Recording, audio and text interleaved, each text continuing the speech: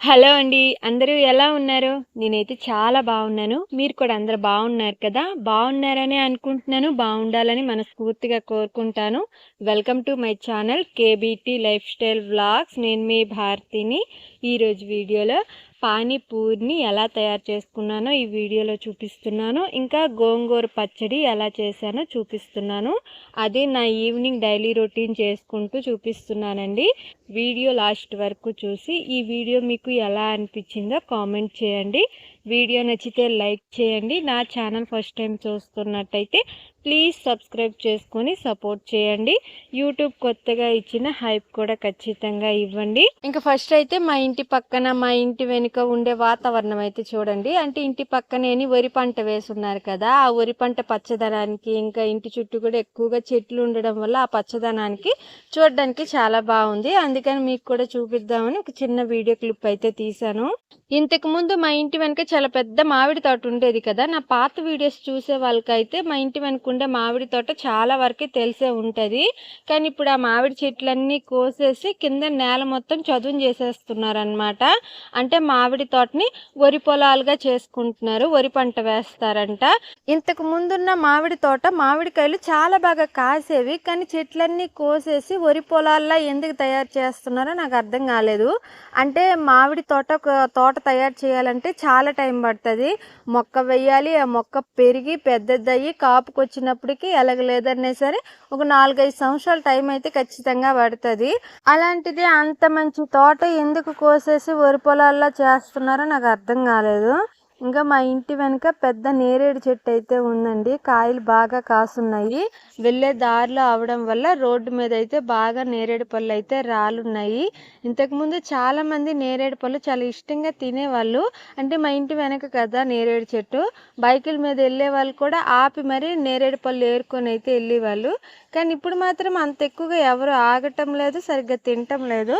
మరి బయట ఎక్కడైనా దొరుకుతున్నాయో లేకపోతే ఇవి వాళ్ళకి అంత బాగా నచ్చలేదో నాకు తెలియదు. కానీ మా నేరేడు చెట్టు కాయలు మాత్రము ఎన్ని తిన్నా సరే పళ్ళు అయితే పులవండి. కొద్దిగా తీయంగా బాగుంటాయి. తీయంగా ఉంటాయి అని చెప్పను, కానీ తినడానికి టేస్ట్ మాత్రం బాగుంటాయి. అయితే ఈసారి కాయలు అంత బాగా లేవండి. అంటే కొద్దిగా టొల్లలా ఉన్నాయి. అంటే లోపల పిక్క పెద్దదిగా ఉంది, పైన గుజ్జులా ఉంటది కదా, గుజ్జు లైట్ పొరలా అయితే ఉంది. అందుకని వల్ల ఎవరు తినడానికి ఇష్టపడటం లేదు. నాకైతే బాగా నచ్చాయండి. నేను మాత్రం ప్రతిరోజు ఉదయాన్నే బ్రష్ చేయగానే ఒక 4-5 నేరేడు పళ్ళు అయితే తింటున్నాను. నేరేడు పళ్ళు తినడం వల్ల ఆరోగ్యానికి చాలా మంచిదంట. ఇంకా మన పొట్టలో ఏదైనా వేస్ట్ ఉంటే నేరేడు పళ్ళు తినడం వల్ల క్లీన్ అవుతుంది అని అంటారు. అది ఎంతవరకు నిజమో నాకు కూడా తెలియదు, కానీ తినడం మాత్రం చాలా మంచిదంట. ఇంకా ఇక్కడ నేను ఒక బుట్ట అయితే చూపిస్తున్నాను కదా, ఈ బుట్ట నేను కొబ్బరిఆకుతో అల్లుకున్న బుట్ట అండి. నా చేతులతో నేను అల్లిన బుట్ట. ఈ బుట్టని ఎలా కొబ్బరిఆకుతో అల్లాలో ఇంకో వీడియో అయితే చెయ్యాలి అని అనుకుంటున్నాను. ఆల్రెడీ 1-2 వీడియోస్ అయితే చేస్తున్నాను కొబ్బరిఆకుతో బుట్ట ఎలా తయారు చేయాలని. మళ్ళీ ఇంకోసారి అయితే చెయ్యాలి అనుకుంటున్నాను. చెయ్యాలా వద్దా కామెంట్లో చెప్పండి. నేనైతే చేద్దామని అనుకుంటున్నాను. మీరు పెట్టిన కామెంట్లు బట్టి ఆ బుట్ట చెయ్యాలా వద్దనేసి అయితే ఆలోచిస్తాను. ఇప్పుడైతే నేను పానీపూరి చేసే ప్రాసెస్ అయితే చూపిస్తున్నాను. ఫస్ట్ పానీపూరికి ఉల్లగడ్డ కర్రీ అయితే చేసుకోవాలి కదా, దానికోసము బంగాళదుంపలు కట్ చేసేసి కుక్కర్లో వేసేసి అయితే ఉడికించుకుంటున్నాను. దాని తర్వాత పానీపూరిలో వేసుకుని వాటర్ అయితే తయారు చేసుకుంటున్నాను. ఆ వాటర్ కోసం ఫస్ట్ అయితే మిక్సీ జార్లో కొద్దిగా కొత్తిమీర, కొద్దిగా పుదీనా, ఒక అల్లం ముక్క, ఇంకా ఒక 4 దాకా పచ్చిమిరపకాయలు వేసుకొని మెత్తని పేస్ట్లా అయితే మిక్సీ ఆడించుకోవాలి. నేను ఆడించుకున్న పేస్ట్ని అయితే ఇప్పుడు ఒక గిన్నెలోకి అయితే తీసుకుంటున్నాను. ఇప్పుడు దీంట్లో చింతపండు నీరు, కొన్ని మసాలాలు వేసేసి పానీపూరి వాటర్ అయితే తయారు చేసుకోవాలి. నేను చింతపండు ఒక 10 నిమిషాల ముందే నానబెట్టుకున్నాను. నానబెట్టుకున్న చింతపండుని బాగా పిసికేసుకుని చింతపండు వాటరు ఈ ఆడించుకున్న కొత్తిమీర పుదీనా పేస్ట్లో అయితే వేసుకున్నాను. చింతపండు అయితే ఒక చిన్న నిమ్మకాయ సైజ్ అంత చింతపండు అయితే తీసుకున్నాను. చింతపండు వాటర్ వేసిన తర్వాత పులుపుకి తగ్గట్టుగా ఇంకొద్దిగా నార్మల్ వాటర్ వేసాను. దాని తర్వాత కొద్దిగా కారము, కొద్దిగా మిరియాల పొడి, కొద్దిగా జీలకర్ర పొడి, కొద్దిగా ధనియాల పొడి, కొద్దిగా గరం మసాలా పొడి అయితే వేసుకున్నాను. ఇంకా మన ఇంట్లో ఉంటే మ్యాగీ మసాలా ఉంటుంది కదా, అది కొద్దిగా వేసుకుంటే ఇంకా టేస్ట్ బాగుంటుంది. ఇంకా బ్లాక్ సాల్ట్ అంటారు కదా, అది వేసుకున్నాం అనుకోండి, బయట మనం కొనేటప్పుడు పానీపూరి వాటర్ ఏ టేస్ట్ లో ఉంటాయో బ్లాక్ సాల్ట్ వేసుకుంటే ఆ టేస్ట్ టేస్ట్ ఉంటుందని అంటారు. నేనైతే నార్మల్ ఇంట్లో ఉండే సాల్టే వేసుకున్నాను. దాని తర్వాత పానీపూరిలోకి అయితే కూర చేసుకుంటున్నాను. బంగాళదుంపలు కుక్కర్లో పెట్టాను కదా, ఉడికిన తర్వాత తొక్క తీసేసుకుని మెత్తగా పిసికేసుకుని అయితే పక్కన పెట్టుకున్నాను. దాని తర్వాత పొయ్యి మీద కళాయి పెట్టుకొని ఒక 2 టేబుల్ స్పూన్ దాకా ఆయిల్ వేసి కొద్దిగా జీలకర్ర, ఆవాలు, కొద్దిగా కరివేపాకుని సన్నగా కట్ చేసుకుని ఉల్లిపాయ వేసుకున్నాను. ఉల్లిపాయ బాగా కలర్ మారేంత వరకు వేగించుకున్న తర్వాత ఉడికించి పక్కన పెట్టుకున్నాను కదా మెత్తగా పిసికి బంగాళదుంప పేస్ట్ లాగా, అదైతే తీసేసి ఈ తాలింపులో వేసేసుకుంటున్నాను. ఇప్పుడు ఈ కూరలోకి కొద్దిగా కారం వేసుకుంటున్నాను. కారం కొద్దిగా తగ్గించే వేసుకుంటున్నాను. మరీ ఎక్కువ కారం అయింది అనుకోండి పానీపూరి ఎక్కువగా తినలేమనేసి కొద్దిగా కారం తగ్గించే వేసాను. కొద్దిగా ధనియాల పొడిని, కొద్దిగా జీలకర్ర పొడి, కొద్దిగా గరం మసాలా, ఇంకా కొద్దిగా మిరియాల పొడి ఇవన్నీ వేసేసి దాని తర్వాత కూర బాగా కలిపేసుకున్నాను. కొద్దిగా పసుపుని, కొద్దిగా సాల్ట్ కూడా వేసేసుకున్నాను అనమాట. ఇక్కడ నేను సాల్ట్ వేసిన వీడియో క్లిప్ అయితే మిస్ అయ్యింది, అందుకని మీకు ఇక్కడ చూపించలేదు. కానీ సాల్ట్ వేసేసానండి. ఇంకా కూర మొత్తం నీట్గా కలిపేసుకున్న తర్వాత కొద్దిగా వాటర్ వేసుకొని అయితే కలుపుకుంటున్నాను. మరి కూర గట్టిగా ఉంది కదా, అందుకని కొద్దిగా వాటర్ వేసి కలుపుకున్నాను. ఇప్పుడు కూడా కొద్దిగా గట్టిగా ఉంది, ఒక్క 2 నిమిషాలు అయినా ఉడికించుకోవాలి కాబట్టి మళ్ళీ ఇంకొద్దిగా వాటర్ వేసేసి ఒక్క 2 నిమిషాలు ఉడికించేసుకొని దించేసుకున్నాను అనమాట. కూర చేయడం చాలా సింపుల్. ఈ కూరలోకి ఉడికించుకున్న బఠానీలు అయితే వేసుకుంటారు.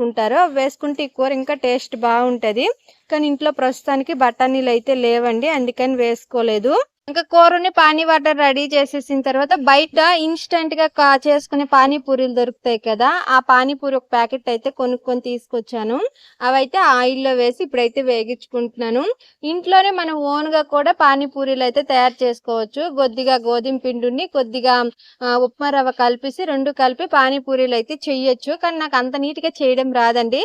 నేను నార్మల్ పూరీలు చేస్తేనే సరిగ్గా పొంగవు, ఇంకా పానీపూరి అంటే పొంగకపోవచ్చు. అందుకని నేను అదైతే ట్రై చేయలేదు.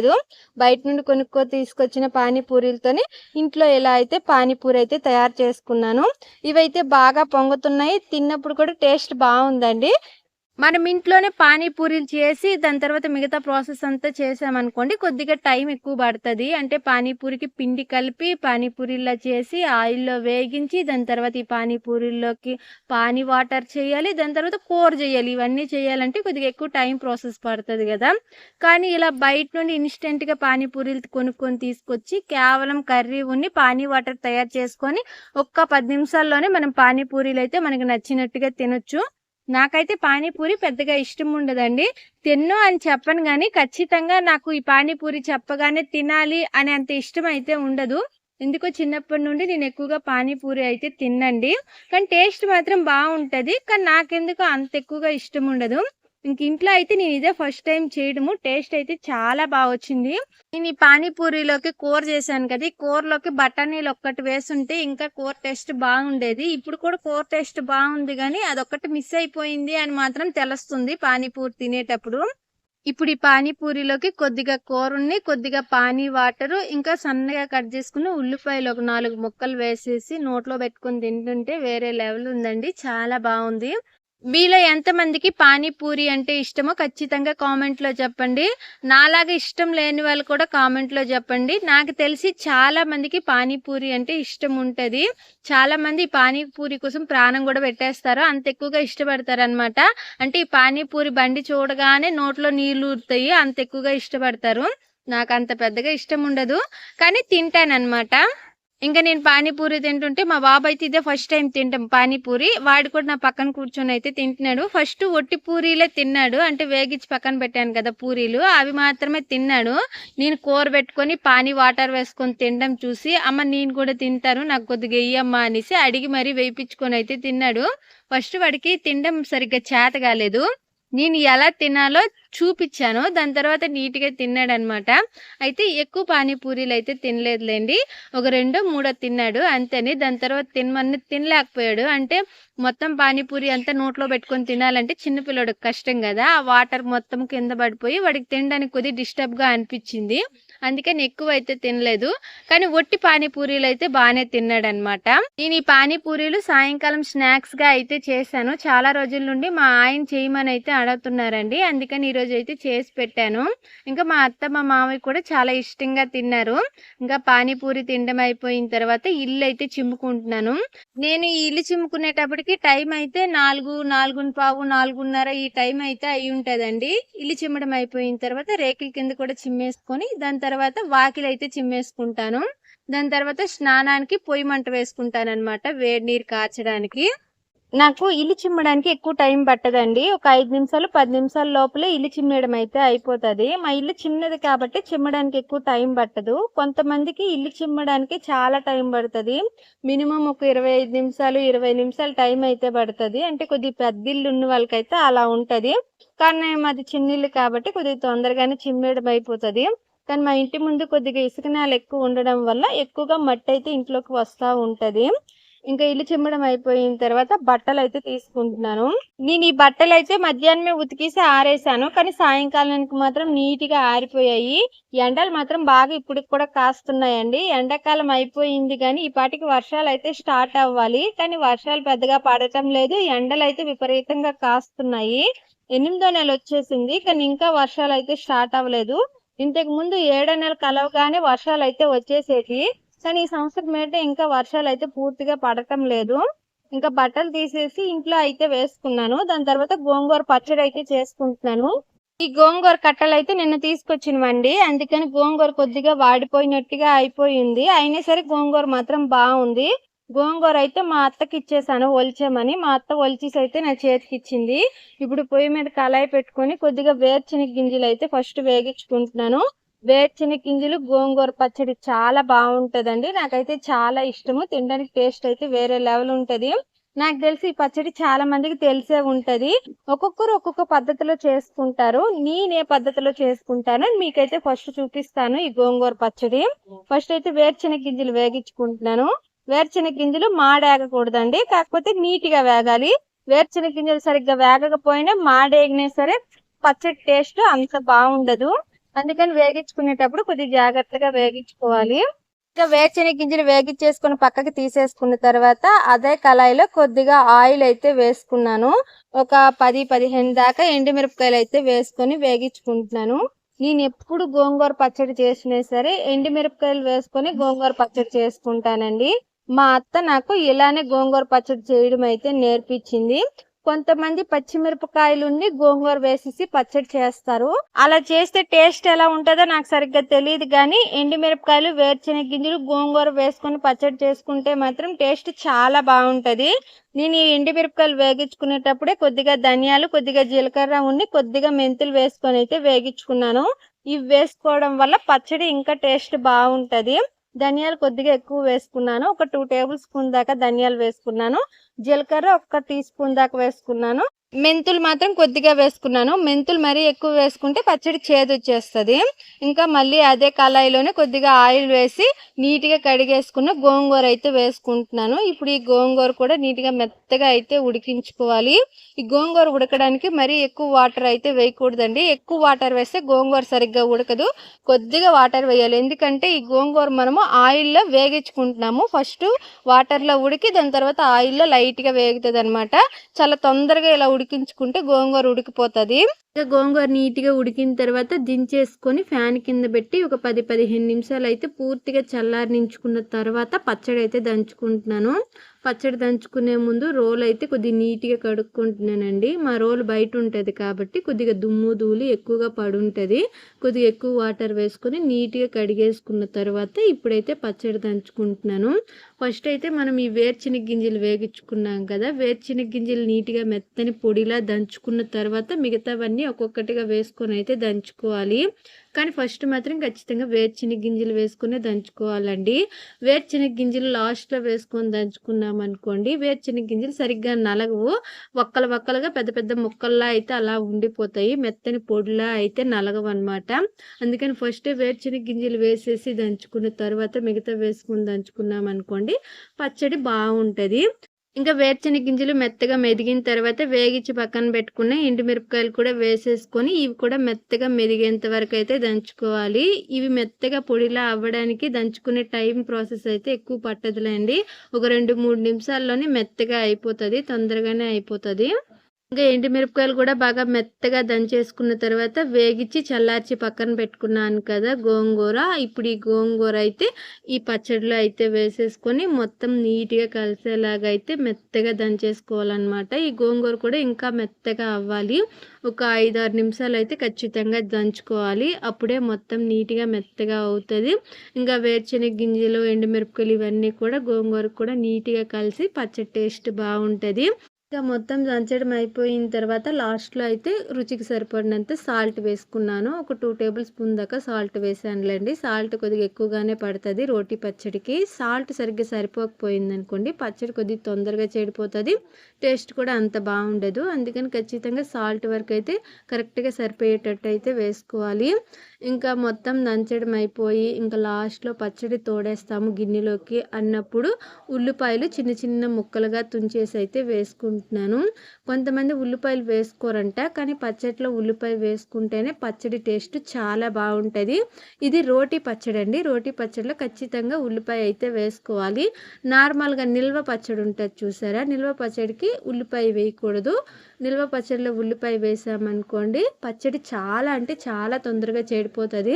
నిల్వ పచ్చడి ఏంటంటే ఒక 2-3 నెలలు 4-5 నెలలు నిల్వ ఉంచుకోవాలి కాబట్టి ఆ పచ్చడి వాటర్ తగలకూడదు, ఇంకా ఉల్లిపాయ కూడా వేయకూడదు. ఇంకా పచ్చడి మొత్తం దంచడం అయిపోయిన తర్వాత గిన్నెలోకి అయితే పక్కకి తోడేసుకుంటున్నాను. పచ్చడి అయితే చాలా బాగా వచ్చిందండి.